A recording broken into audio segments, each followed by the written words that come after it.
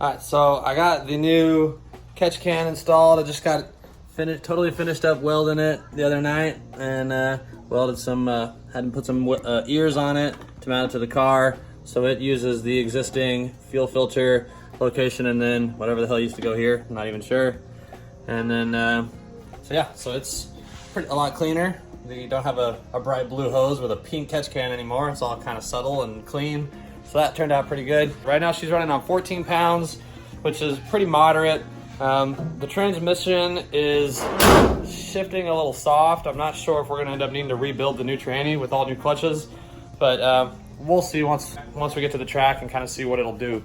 So another thing, the street tires really limit how much power I can put down to. At 14 pounds, first gear is pretty useless.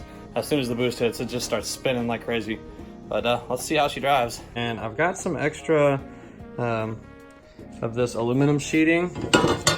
And so it's too thick to really do anything with. It's 1/8 inch thick and it's way strong. It's pretty much overkill for everything. So I got it. So what I think I'm gonna do is make like a trim plate to go on the B pillar here. The car had those when we got it, but they both just fell off at some point during towing or racing. I don't know what. Apparently they're real bad about braking. So both of those are missing. So I'm going to use this aluminum to just kind of put something there. Probably not gonna look great, but I already cut out like a stencil out of cardboard. And I'm just gonna pretty much sit just like that. Just a piece of aluminum. It's real thick, it's hard to cut, it's hard to do anything with. So it's probably not gonna be a super contoured fit. But anyway, it's gonna just kind of make the car look a little better. So it does look a little rough right about there. So we're gonna kind of tidy that up a little bit. So I cut my aluminum. All I have to use to cut this is a reciprocating saw. So I'm using a freaking Sawzall to cut sheet metal. It's just kind of silly, but it fits pretty good. So I put a couple little spots here and down here. And I went through some different ideas of how I can mount it, but really the only thing that makes sense to me is gonna be just pop rivets, because I really don't wanna have like a screw or bolt head that's visible. Pop rivets are pretty small and subtle, and I'm probably gonna paint this thing. Haven't decided yet. I might paint it black just because there's so much other black trim like around the A-pillar and then around that rear window. So it might look funny to have this flashy aluminum right there. Anyway, we'll get it riveted up. Gotta make 2 of these. I did put a little bend in the corner. And of course, that's just to kind of get out of the way here so we don't just have like a super sharp metal corner sticking up there for people's shirts to get caught on and stuff. But it turned out okay. So I'm gonna see how easy it is to drill through this stuff and then pop rivet it on the car. I'm gonna take my stencil that I used on the other side and just flip it. And I'll already have an angle between the top edge and this side and the bottom edge. So really just have to make one cut.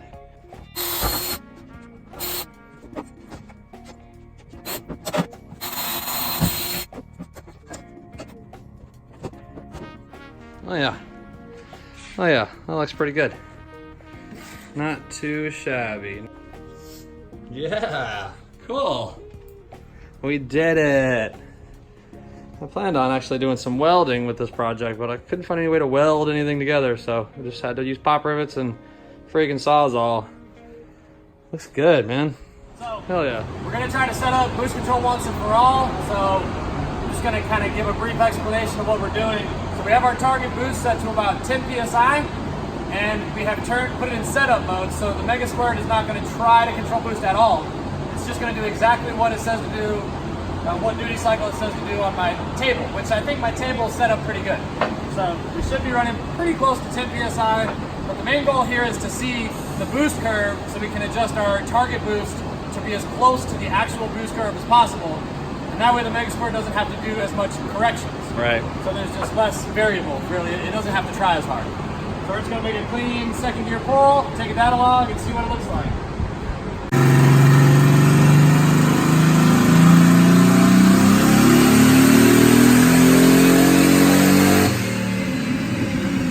At about 2,200 RPMs, I dumped it. So 26 RPMs are at wide open throttle, and that is about 2 pounds of boost.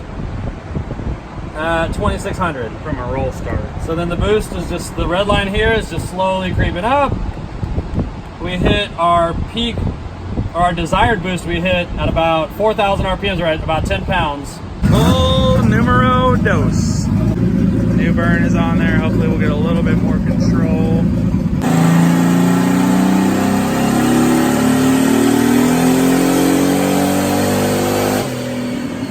Starts right here Ooh, again. it looks pretty good. So our target boost is in white. Yeah. Actual and boost is in. Actual boost is in red. Oh. Our difference right here. So this red number and this white number, we want them to be pretty close together. Yeah. And you can see they are actually. Yeah. Looks So, good. Just only a few PSI away from each other. Wow. Not a few PSI, a few Kilopascals. yeah, kilopascals. So we're real close.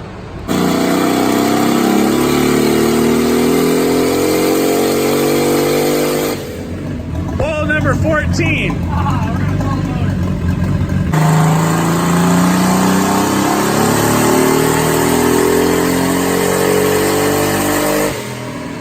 Man, it stayed like right on the beam too. Nice. All right, so we were looking for a target boost at 3,500 and we got closer.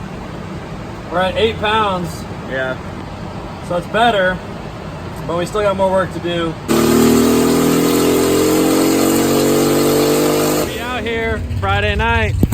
I just streeted the car all the way here, picked up Harry on the way. What is going on here? Picked up Harry on the way, car's hotter and shit. We gave it a few minutes to cool down, but we came in on street tires, swapped out the slicks, and gassed her up. And we're gonna see how she does. Wait, we didn't gas her up. No, we did not. I think it's got enough gas. Anyway, we're already in line. We're not killing any time. We're gonna make some hits tonight. We're on open loop boost, should be around 15 pounds. So we'll see how that does. If it goes good, then we'll probably try to go automated and just see how it does tonight. But we're not pushing the car too hard because it's gotta get us back home. Yep.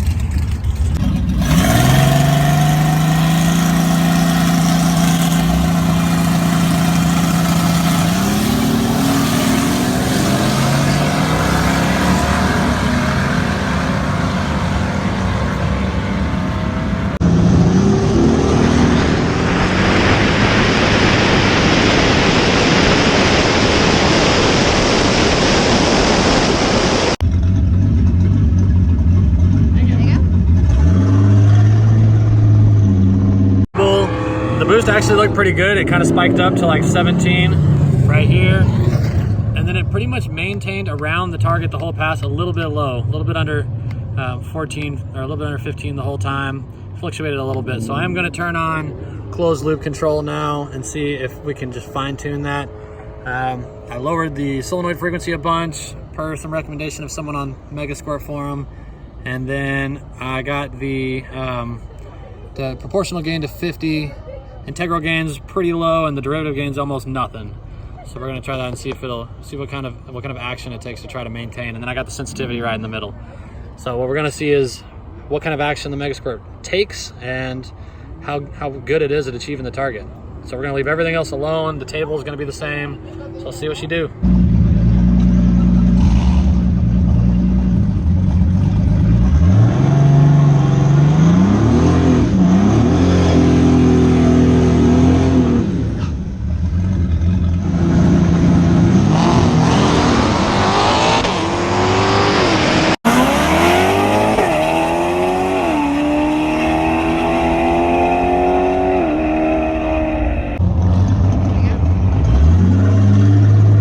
Just ran an 8.1, and once again, I think he's gonna use the Subaru. So once again, I thought that it was slipping or something. It just lost power off the launch, but you can see right here, we set off, and as soon as we do, the RPMs dive, and the AFRs in this white line shoot up to max.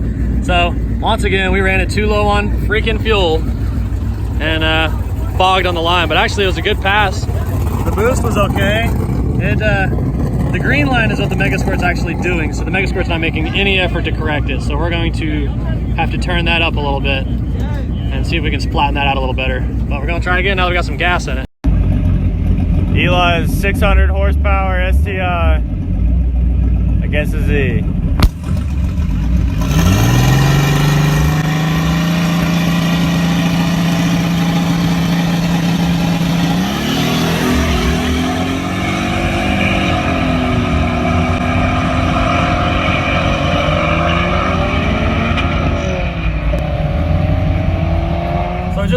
7.7, got out of the hole good. The boost stayed pretty close to where I want it to be, but I turned up the integral gain by 5 points and I turned up the derivative gain by 5 points to try to just help it more aggressively stay where I want it.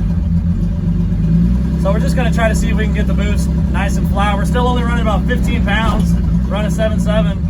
So I'll take that all day. It was a good clean A to B. It left good. It felt good the whole way through.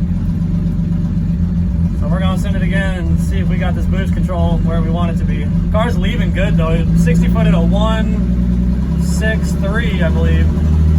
That's as good as it ever does, really. I mean, that's about all we can hope for. I'm not gonna push the launch any harder than that since I gotta take this thing home tonight.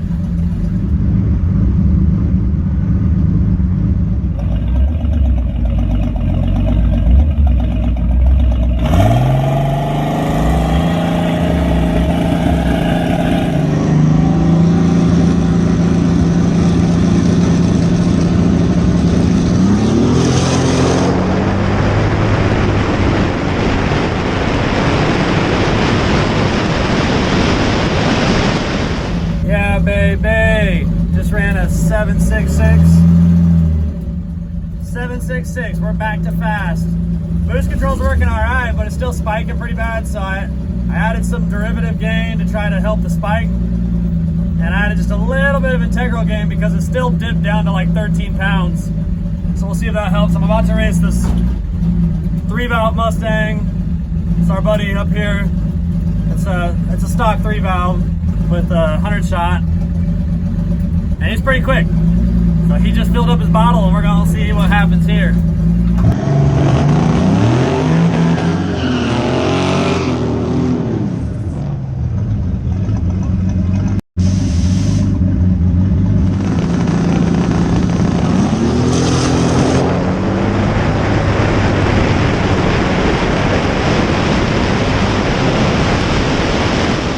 Pretty badass night of racing. I ran a 760, a couple 770s, and we're only running about 15 pounds of boost.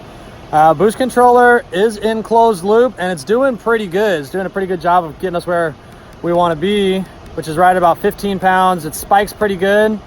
I tried to help that a little bit, but it's still just spiked really hard. So we're gonna try to work on that.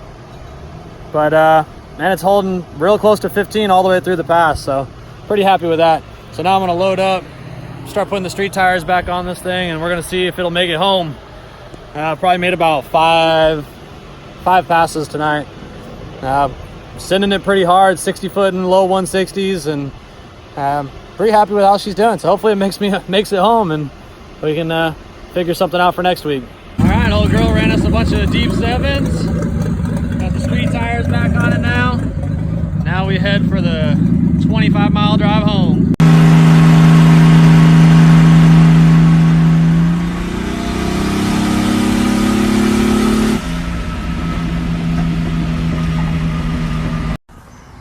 Halfway home, baby, just topping up the E. Topping up my little fuel cell.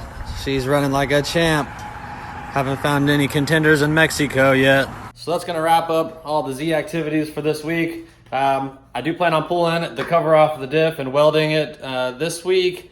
And of course, I'm still trying to figure out what I'm gonna do about towing the car around. I haven't really made any moves on that. I was actually on vacation all last week, so didn't get a whole lot done, but I'm planning on coming up with something to that end, and at the very least, maybe we'll drive the car out to the track again next week and see if we can do it all again, but with the welded diff. And I think on my way home from the track, I actually messed with the boost control a little more, and I got rid of, I think I totally got rid of the big spike, which means once that big spike is gone, I can be more comfortable running a higher target boost, because then we're not spiking significantly over a boost that I'm comfortable with. So I do think that that's all worked out. I still need to try it out on the track and stuff, but it feels really good. And in lieu of painting the B-pillar trims, I've decided to put to use all the stickers that I've accumulated over the years messing with the car. So I just kind of wrapped it with a collage of part stickers. I think it looks kind of cool. It's kind of neat. And I did the same thing over here. And it looks pretty cool. I really don't like messing with paint. It's too messy. Anyway, that's going to do it for this week. If you like what we're doing, like and subscribe, and we'll see you again next week.